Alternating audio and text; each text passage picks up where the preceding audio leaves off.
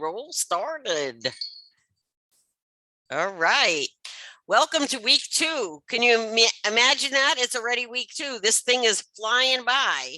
And I know you're all very fluent in medical terminology, right? Right? Maybe not so right. Okay, we're going to work on that.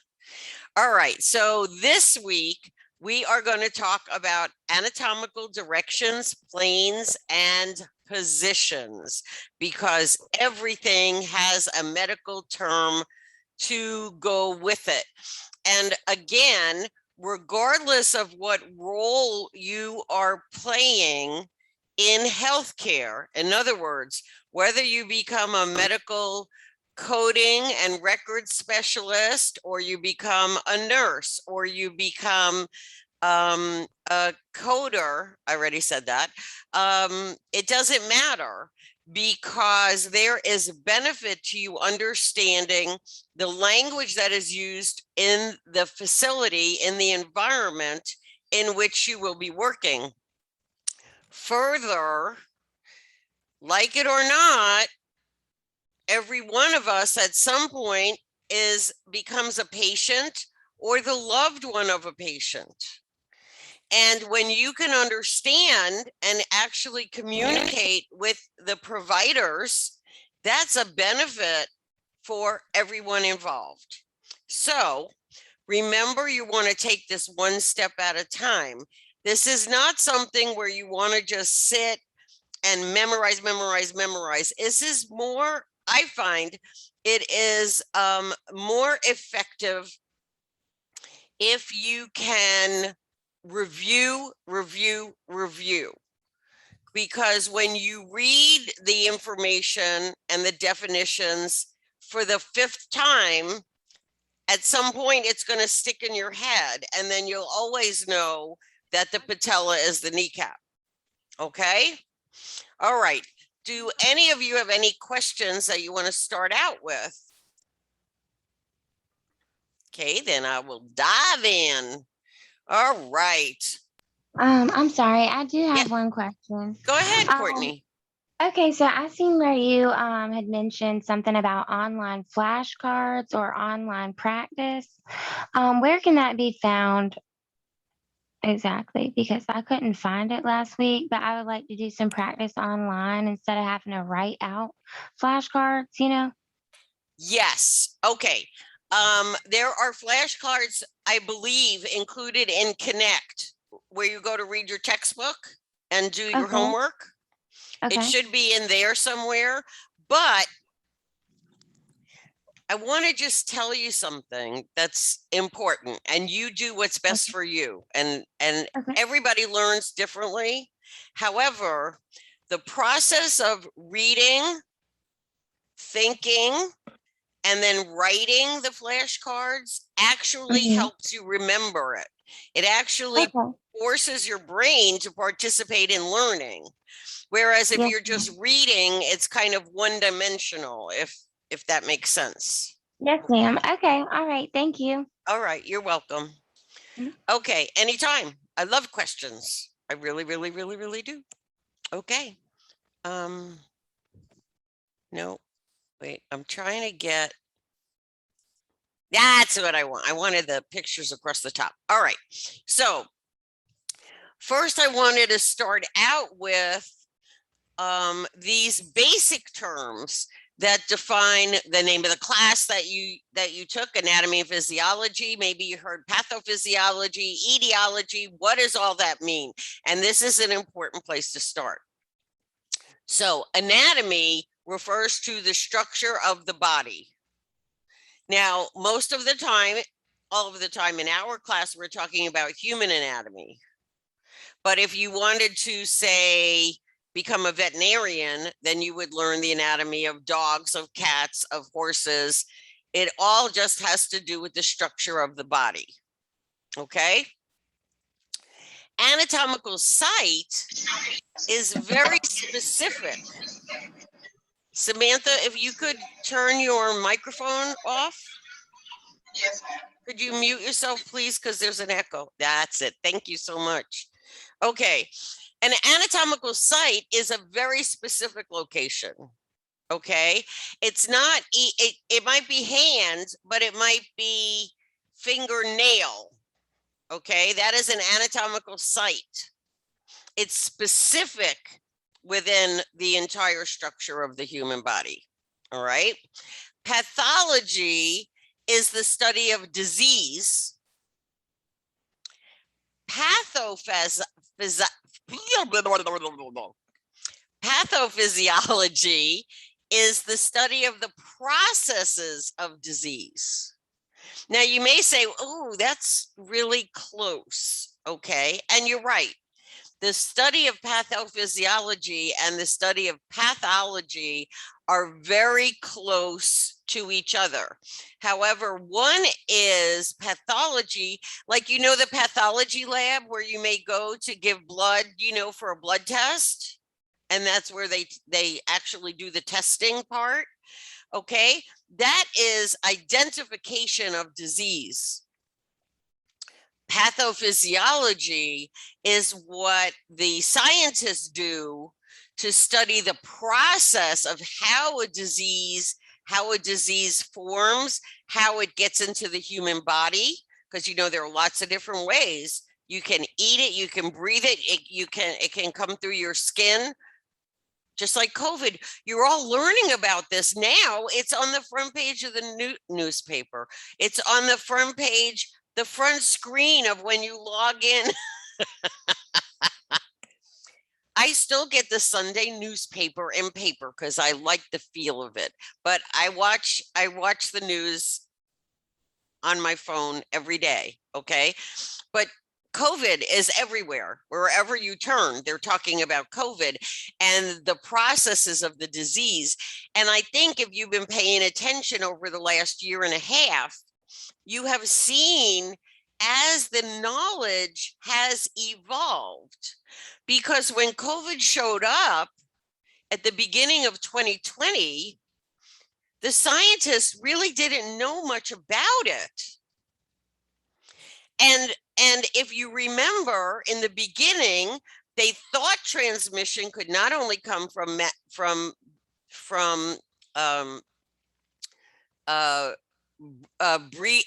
airborne particles, but they thought it could actually be tactily transmitted. I don't know if you remember, but there were thoughts that bags and boxes could actually transmit COVID for a while. And then as they studied it, they took that back because they found out, because they had to study it to see, oh, it can't live on hard surfaces. Okay, that's why we're back down to masks to protect each other. And plus we have the vaccine.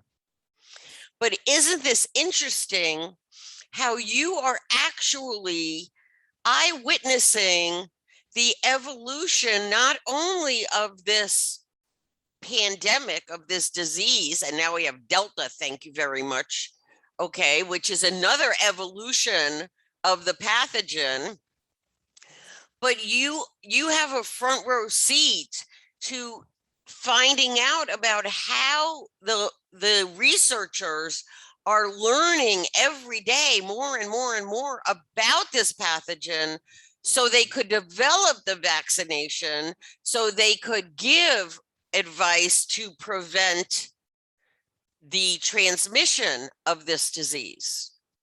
Okay, so this is very interesting. And, it kind of makes me a little angry when I hear people say, oh, look, they changed their mind again. They don't know what they're talking about. They're lying. They changed their mind. They said no mask, and they said yes mask, and then they said masks and gloves, and then they said no gloves.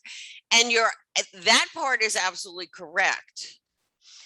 But it's because every day they're learning something new and they are updating the guidance.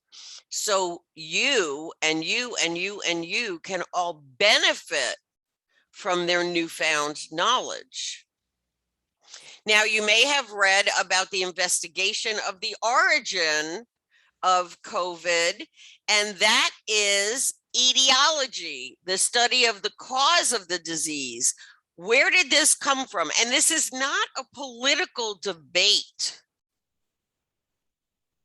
This is not, oh, China, oh, this one, oh, that one, okay? This is about the human body and pathogens. And you need to understand that science is very black and white. So as we learn, we are then able to work toward, we identify the pathology of a disease that attacks the anatomy of the human body. In some cases, it may attack a specific site, such as tuberculosis, most often will affect the lungs, although it actually is known to affect multiple parts of the body. But this is all the process of pathophysiology, of studying the process of the disease, and that is what leads to treatment. It leads to preventive, and it leads to cure. Okay, so you are living in this giant laboratory, live, full force. Okay, and it's important that you remember, don't listen to anybody's opinion. Do the research yourself from trusted, credible sources. And that way you will know what the truth is. You will have real knowledge, and you will then be able to share that knowledge. Okay. And you're learning what it's called. So now you know. Now this is step one in talking like a smart person. Okay. All right. Any questions? All righty then. Okay. Everything has a name. And there are reasons why we use different names. You probably already know there are lots and lots and lots of different languages in the world, which means we have a different word than somebody else for the same exact thing. Okay. So in the United States, in English, we call it a house. In Mexico, they call it casa. And so we need to learn the language of healthcare. And one of the things that I want you to know, and I'm pretty sure I mentioned it last week, but one of the things I want you to know is the reason medical terminology is so important is because it is very specific. Okay? The sagittal plane is an imaginary plane that divides the body between right and left. Okay. The transverse plane divides the body between top and bottom. And the coronal plane divides the body between front and back. Does that make sense? That's pretty easy. Okay. Right? You're going to tell me if it's no, right? Because none of you have your cameras on, so I can't even do this like I did last week. Thank you, Courtney. Okay, now we have more directions. And these terms are usually used to identify the location of something. It might be a foreign object in the patient. It might be a tumor. It might be a lesion. Okay. Superior means above. So we might say it's superior to the knee, which means it might be where? If something is superior to the knee. Above. Above, which would put it on the What part of your body? Thigh? Head. Head. No, thigh. Okay. No? Close. Yes, closer to the head. But all right, let me do my elbow. It's much easier. And then I don't have to put my leg on my desk because, that just doesn't look right. All right. So if the patient has a tumor located on on the humerus, which is this bone here between the shoulder and the elbow, just superior to the olecranon, which is your elbow, that means it would be here, superior, above, okay? Inferior, below, closer to the feet. Palmar, located on the palm of the hand. That's pretty easy to remember, right? Palmar. And plantar, the surface of the sole of the foot. Okay, wait, look, just see right there. I'm pretty flexible for an old broad. Okay. All right. Now we got more directions, side to side. Okay. Left is always the patient's left, not the doctor's left, not the nurse's left, the patient's left. And therefore, the right is the patient's right. When we use the word lateral, it refers to a side. So for example, if you were looking at an imaging report and the direction of the x-ray was lateral, that says they took the x-ray from the side. Okay. And then bilateral means two sides. Bi, B-I, is the prefix that means two. Okay. All right.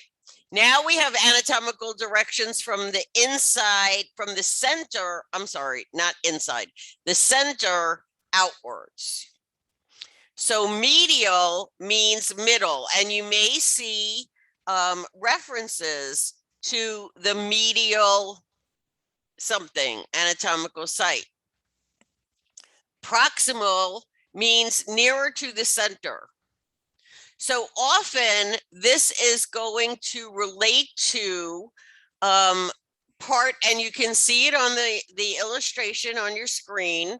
Look on the right side of and you see proximal is at the shoulder, distal is the fingertips, okay? So when you look at the arm, the shoulder is closer to the center of the body. So that is proximal, distal, farther away from the center of the body.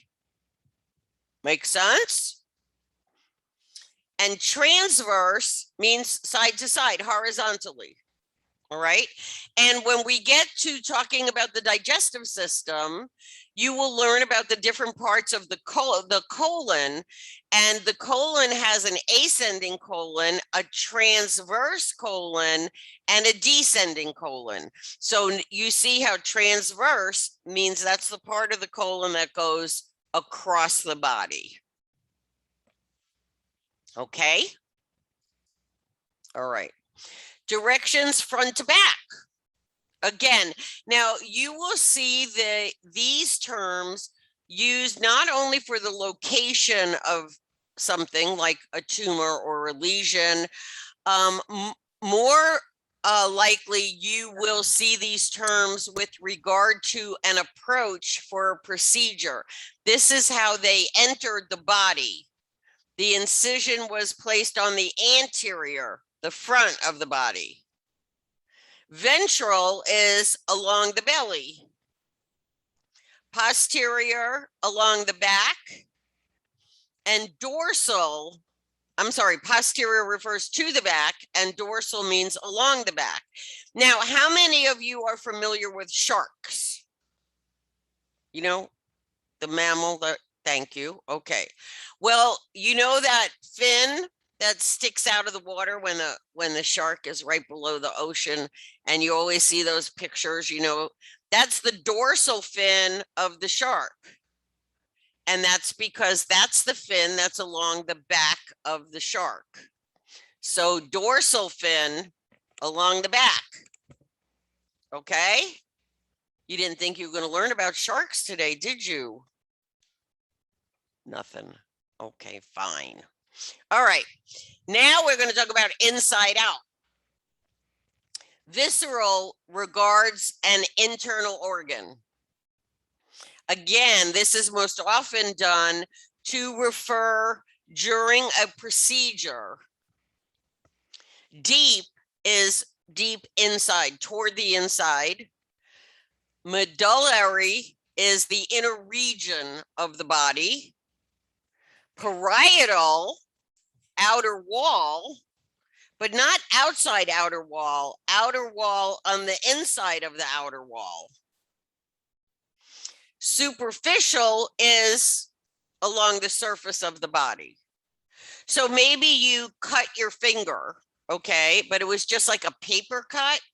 That's a superficial laceration, as opposed to somebody stabbing, not you, I don't want anybody you know to be stabbed, but that would be deep,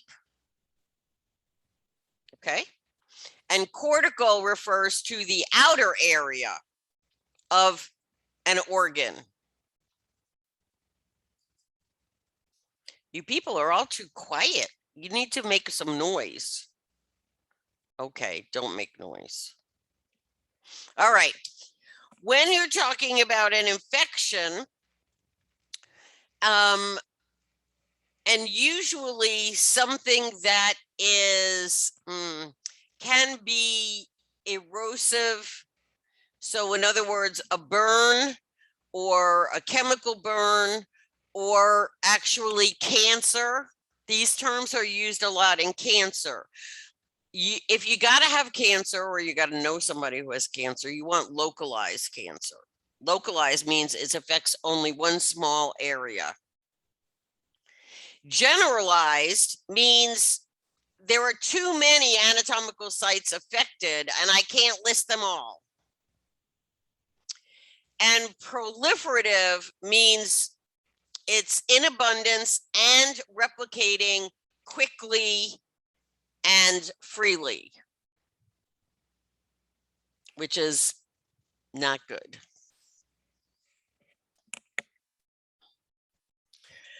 Okay, now we're going to come to the spaces in the human body.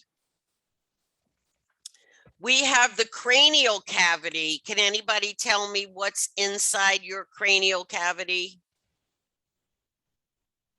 Your brain.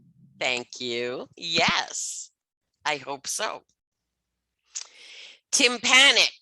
Anybody know where the tympanic cavity is? The tympanic membrane, also known as your eardrum. Okay. Nasal cavity. Have you ever eaten something super duper really hot spicy? Okay. And it just kind of goes up your nose and into the like inside of your face? That's your nasal cavity. It just fit. No, none of you? Okay. Spinal cavity is where your spinal cord is. And thoracic cavity is your chest. That's the area in the human body that holds the ribs and the heart and the lungs, all kinds of stuff in the thoracic cavity. All right, more cavities. And we're not talking about cavities in your teeth. If you've ever gotten a cavity in your teeth that needs to be drilled, you know why? Is actually a cavity in your tooth is a hole. It's a space where bacteria has gotten in and started to erode the enamel of your tooth. Okay, so cavity is a space that holds other things. The oral cavity, also known as your mouth, includes your teeth, your gums, your cheeks, your tongue. Okay. Pleural cavity is the cavity within the thoracic cavity that houses the lungs. Abdominal cavity is between your belly button and your pelvis. Your peritoneal cavity and your pelvic cavity. Your pelvic cavity is those bones where your hips are, that kind of cradles all those organs that are down there. Depending upon your gender, that will differ. Okay. All right.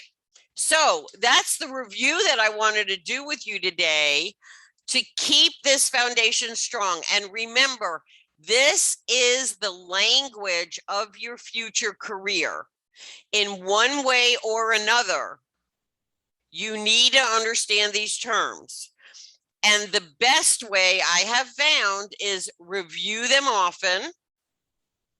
Use that medical dictionary.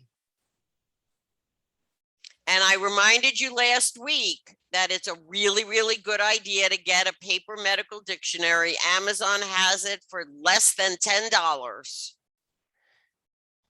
And query when necessary, which means ask me if you don't understand, or you can't put the pieces together in your head. That's okay. It's all part of learning something new. And you are learning a new language as adults. And that's one of the hardest ways to learn a new language. We, see, ya, da. Bueno. All right, please do not hesitate, do not hesitate to email me, ask me a question. We can email back and forth and I can explain it to you and you can print that out and use that as a study guide. We can set up an appointment to talk on the phone. We can Skype, we can Zoom, we can FaceTime one-on-one. Okay, whatever you need, I am here to support you. Okay. Thank you. You're very, very welcome. Thanks for joining me today. Thank you. And I hope you have a wonderful day. Stay safe.